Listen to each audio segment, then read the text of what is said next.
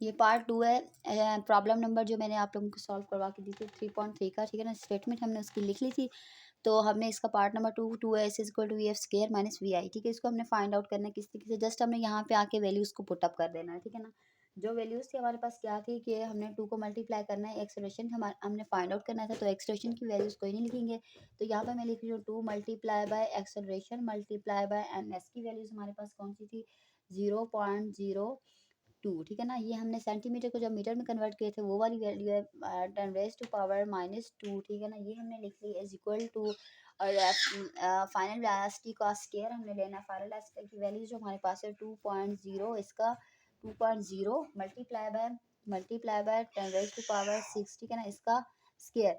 तो यहाँ पे माइनस का साइन है तो माइनस, तो फाइनल वेलोसिटी हमने कर लिया। ये इनिशियल वेलोसिटी का आंसर जो था हमारे पास वो हमने यहाँ पे लिखना है 1.0 एंड मल्टीप्लाई बाय 10⁻⁻, हमारे पास आया 7, ठीक है ना, एंड मीटर पर सेकंड, ठीक है ना। यहाँ तक हमारे पास आ गया। तो हमने इसको क्या किया, अगेन इसको हमने स्क्वायर करना है, ठीक है ना। इसको हमने मतलब इसका मुरब्बा खोलना है स्क्वायर का, ठीक है ना, स्क्वायर खोलना है।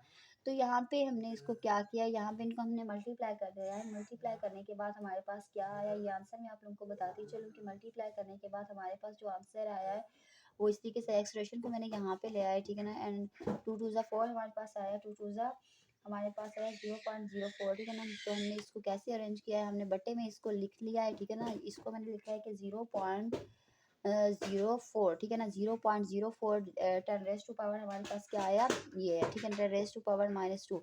तो यहाँ पे हमने ये तो लिख लिया, ये अरेंज हमने कर लिया, ठीक है ना, एक आसान तरीके से।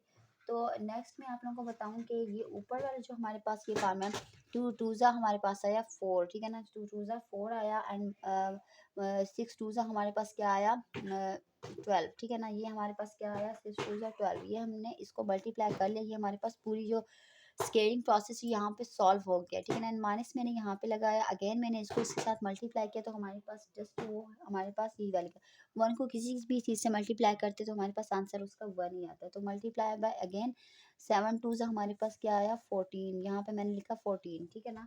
ये उम्मीद करती हूँ कि आपको ये सारा प्रोसेस समझ आ रहा होगा। तो इज इक्वल टू मैंने किया, तो यहाँ पे ना जो हमारे पास वैल्यूज़ हैं तो उसको हमने अरेंज कर लेना है, ठीक है।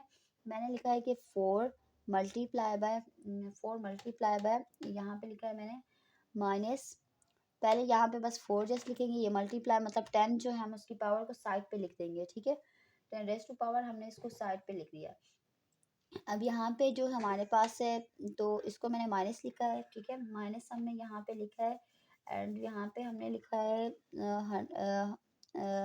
10, ठीक है ना। इसको हमने स्केल लिखा है, 100 हमने बाद में लिखना है क्योंकि हमने इसको अगेन प्रोसेस को करना है। एंड यहाँ पे मल्टीप्लाई बाय 10⁻⁻ हमने यहाँ पे लिखा है 12, ठीक है ना। तो हमने बटे में अगेन यही वाली वैल्यू लिखी है 0.04 मल्टीप्लाई बाय 10⁻⁻²। तो इसको हमने कैसे अरेंज किया है वो मैं आप लोग को बताती चलूँ। जब 10 को हम 10 बार मल्टीप्लाई करेंगे तो हमारे पास 100 आंसर आएगा। तो यहाँ पे मैं इसको इस तरीके से लिखूंगी, ठीक है, कि 4 4 वैसे आएगा, एज इट इज़ आएगा, ए इज इक्वल टू 4 वैसे आएगा, एंड माइनस 10 10 सा हमारे पास आएगा 100, ठीक है ना।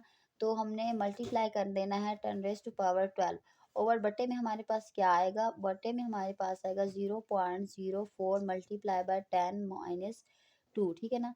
इसको हमने मज़ीद अरेंज कर देना है। इसको कैसे कर देना है, इसको अरेंज करने के लिए मैंने इसको मज़ीद अरेंज किया है, ठीक है। इसको अरेंज करने के लिए मैंने क्या किया है,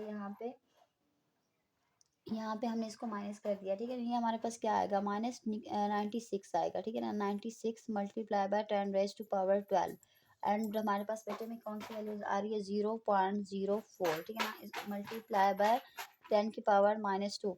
तो यहाँ पे हमने इसको इस तरीके से अरेंज किया, ठीक है। अब यहाँ पे मैं आप लोगों को एक और बात बताती चलूँ कि इसको जब हमने इसको डिवाइड किया इसके साथ, तो ये हमारे पास जो नेगेटिव का ये ऊपर जाके हमारे पास पॉजिटिव का हो गया।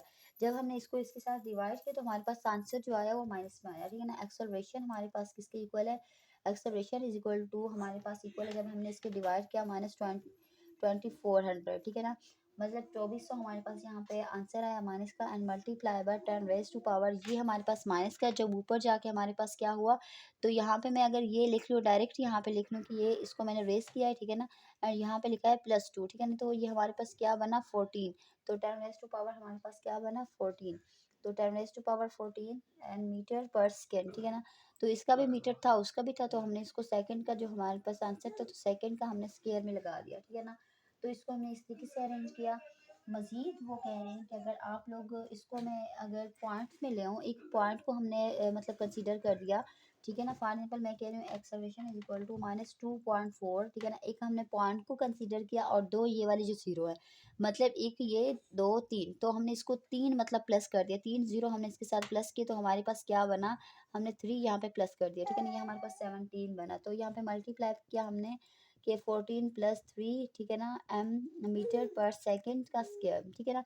तो यहाँ पे इसको मैंने प्लस किया, a is equal to acceleration is equal to -2.4 multiply by 10⁻17 meter पर सेकंड का स्क्वायर। ये हमारे पास एक्सेलरेशन का आंसर आ गया है। एंड नेक्स्ट वीडियो में हम टाइम को फाइंड आउट करेंगे, ठीक है ना। ये हम जस्ट एक्सेलरेशन का हमारे पास आंसर है।